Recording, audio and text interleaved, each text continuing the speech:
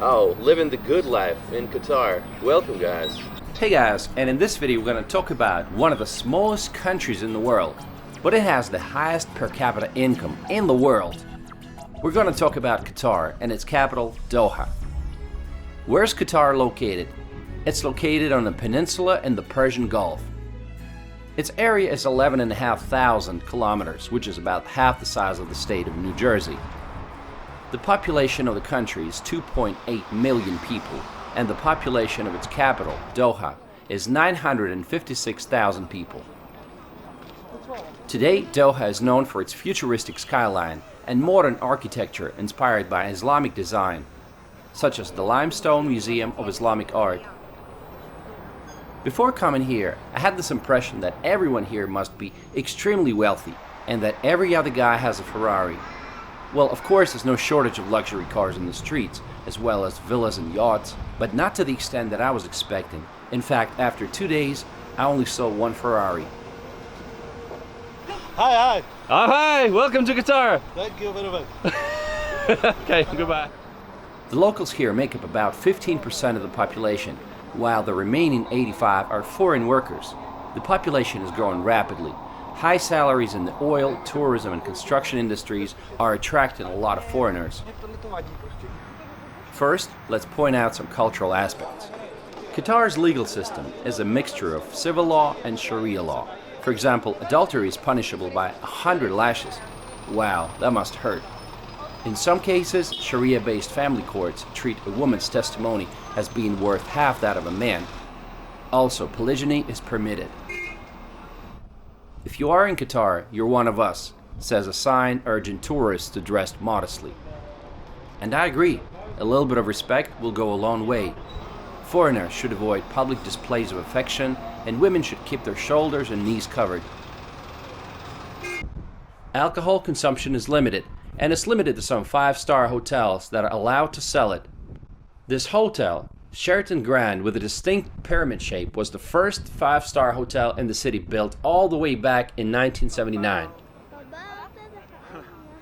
Today, the business district of Doha, the West Bay area, looks futuristic, and it's best seen from Corniche Promenade. This spectacular promenade stretches for 7 kilometers along the crescent-shaped bay. You can take a boat ride in the traditional dough boat. Should be fun. But surprisingly, the streets feel so empty. Why is that? I think it's because the city was designed for motorists. You either drive here or you use a taxi. Pedestrians are clearly not the biggest priority. To cross the road sometimes you have to wait for like 5 minutes for the traffic light to change. It's kind of frustrating.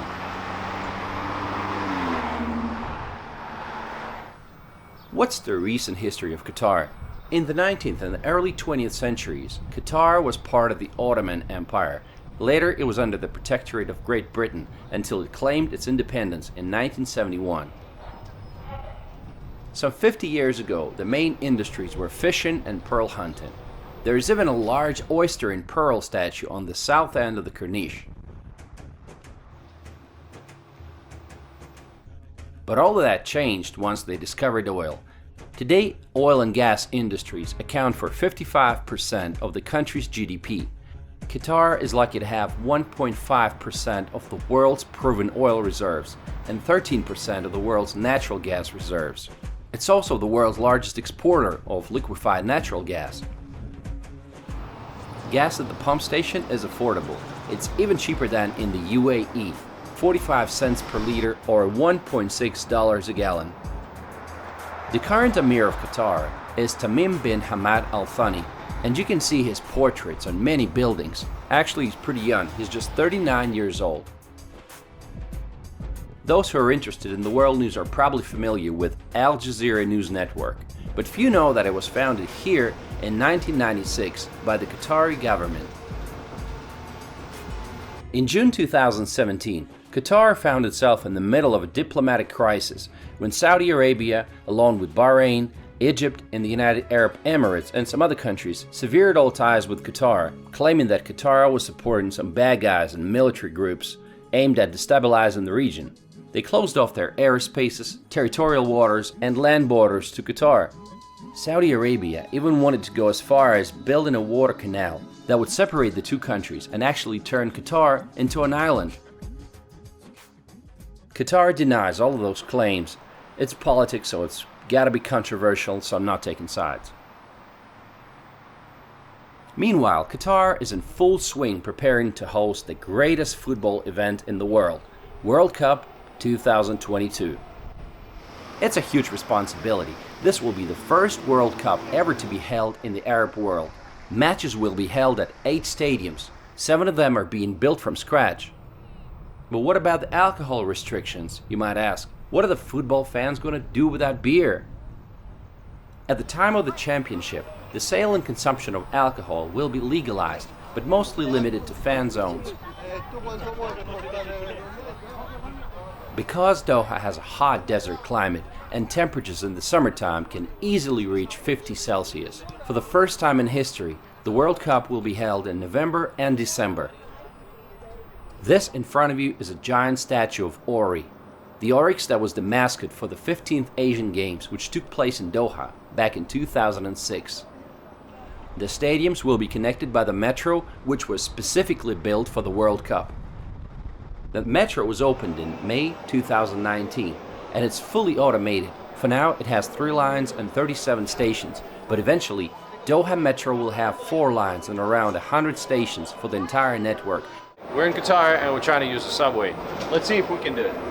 I have 3 adults with me, so we got, okay, now I gotta pay. All right, they told me it's possible to pay with a card. I'll see if I can do that. For $1 US, you get 3.6 local currency. Okay, take your travel cards. Great, beautiful. I got my cards.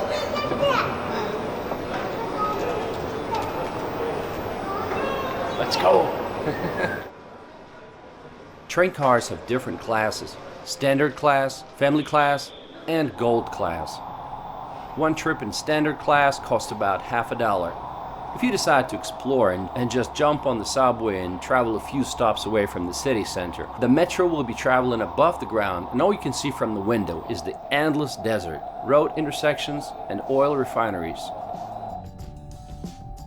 Qatar is working hard to make it a popular tourist destination. They had 1.8 million international visitors in 2018.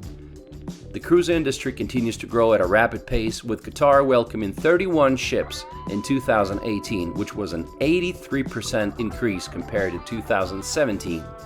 At the same time, Qatar Airways operates a hub-and-spoke network linking over 150 international destinations from its base in Doha. So when you come to Doha, what are the sights? What are you going to do? Well, you can start off by visiting Qatar Cultural Village. It's a huge cultural city made in the style of old Arab buildings that has museums and galleries. There are a lot of sculptures and installations and a city beach.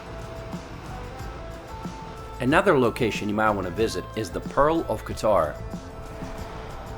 Built on reclaimed land, it's a high-end luxury neighborhood that features Mediterranean-style yacht-lined marinas, luxury residences and hotels, as well as top brand-name boutiques, cafes and restaurants.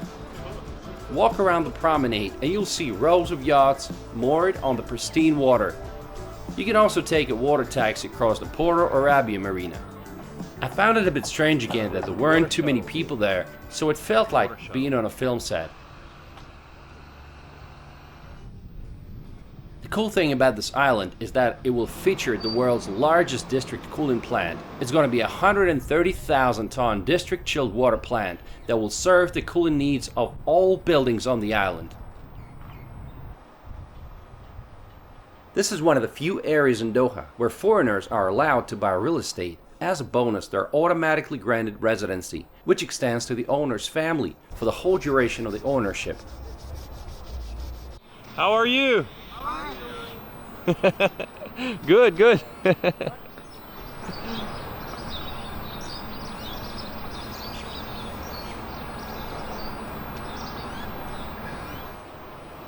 Just to give you a price range, a 2-bedroom apartment with sea view will be around $400,000 or $500,000. What a lovely weather. I love the birds singing. It's quiet, it's peaceful. Welcome to Qatar winter. This is what it looks like. It's really comfortable. It's about 21 Celsius. It doesn't really get too cold here. But just wait till March comes, then it's going to be extremely hot, and during the summertime it's going to be 50 and above. Oh, got to get out of here before that. Doha will surprise you. The last thing that I was expecting to see was an 88-hectare park called Aspire Park, and it's the biggest in Doha. It's a huge park with fountains, a pond, and some workout spots.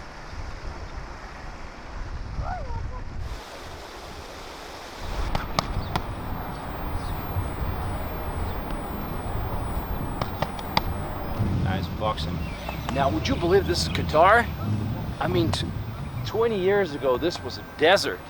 And now you see all those parks and people exercising. Wow, that is impressive. Hi, welcome to Qatar. It's wonderful place right here, okay? So you can enjoy a lot here, okay? All right, best of luck.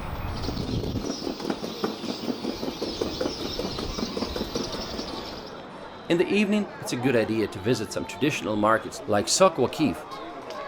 Hello, welcome to. How are you? Sharaftu. Welcome, sir. Welcome, mom. This is my favorite. Oh, your favorite? Yes, Wow. Because star is dark, on dark star is shining. I am also dark, now shining. Thank you. Okay, I am from India. You're from India? Okay. Yes. It's a good place to shop for some souvenirs. It also has a lot of nice looking traditional architecture, and it gives you an idea what the city might have looked like many years ago. Prices are usually negotiable, so practice your bargaining skills. There are a lot of restaurants and shisha bars in the area. You know, it's a typical thing in this country to find a shisha bar and smoke some fruit-flavored tobacco. Across the road, you can visit Museum of Islamic Art. Calligraphy, Islamic patterns, jewelry and textiles from 3 continents make up its vast collection, with some of its items dating from the 7th to the 19th centuries. The population of the city is small, and the expat community is even smaller. New arrivals can easily make friends by taking up a sport or starting a conversation with the neighbors. Excuse me, is this a CrossFit training? No, just normal kind of boot camp training. Oh. Just like circuit training, boot camp stuff. Oh, cool. 30 seconds left. It's Warrior Fit. Warrior Fit? Warrior Fit? What's that? Yeah. A new gym opening in Laguna Mall. We do outdoor and then we'll do indoor once the gym's open. Awesome. Okay. We're just visiting for one day, so that's cool. Okay, never mind. Nice to meet you. Thanks. Okay, last 10 seconds. Shopping malls seem like the obvious choice when you want to escape from the heat. One of the most well-known is the Venetian-inspired Villaggio Mall, which has over 200 stores. However, its indoor canal is the main attraction. Here you can take a gondola ride and look up at the painted blue sky with scattered clouds. Another popular shopping mall is City Center Doha. It's the largest in Qatar. It offers a large and diverse shopping experience, and it has a multiplex cinema, a bowling alley, and even an indoor ice skating rink. Some of the favorite activities for locals include camel racing, which take place in the wintertime and spring when the heat goes down. The country is surrounded by the sea, so water sports are a must. Safari tours to the desert with dune bashing and land cruisers are also popular. Are you a tourist? My name is Sophia. I'm a tourist from Boston, Massachusetts. All right, and what brings you to Qatar? Actually, a layover. I left Pakistan, Karachi this morning, and I got here 3 hours later. Now I have a 14-hour layover before I fly off to JFK. So my thought was come downtown, start at the National Museum of Islamic Art, get a kind of lay of the land from there, and then walk along the Corniche all the way to City Center, and then to the Pearl, the beach, and hopefully see a pretty sunset and do some shopping along the way. Oh, good. And then head back to the airport. Did you know much about Qatar before coming here? Literally nothing. Okay. I know the obsession with architecture and art. Right. And I know I have a lot of friends who are Islamic and who practice Islam. All So I know that that's important here. And then I read about solo female travelers in Doha specifically, which was it's safe, dress appropriately, and be respectful. Right. So I thought I'll be fine. Awesome. Awesome. Well, enjoy your time. Thanks. Thank Have a you. good one. Qatar has a staggering income and very few citizens. The income from oil enables the government of Qatar to provide its people with a number of social welfare benefits.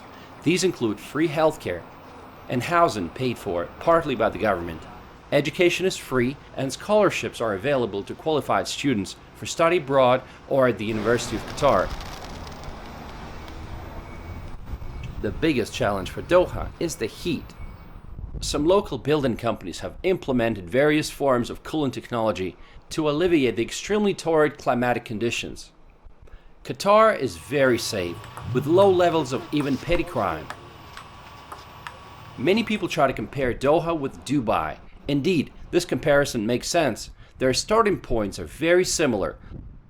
Lots of oil money and the desert.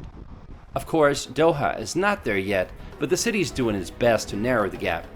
The construction is in full swing, and many new sites will be opened for the World Cup. Knowing how much they want to impress the world, I think it can be done. Doha is another example of how, with the right strategy in mind and the resources to back it up, you can turn any place on planet Earth, even the desert, into a thriving city of the future. And what do you guys think about Doha and Qatar? Let me know in the comments. Thanks for watching.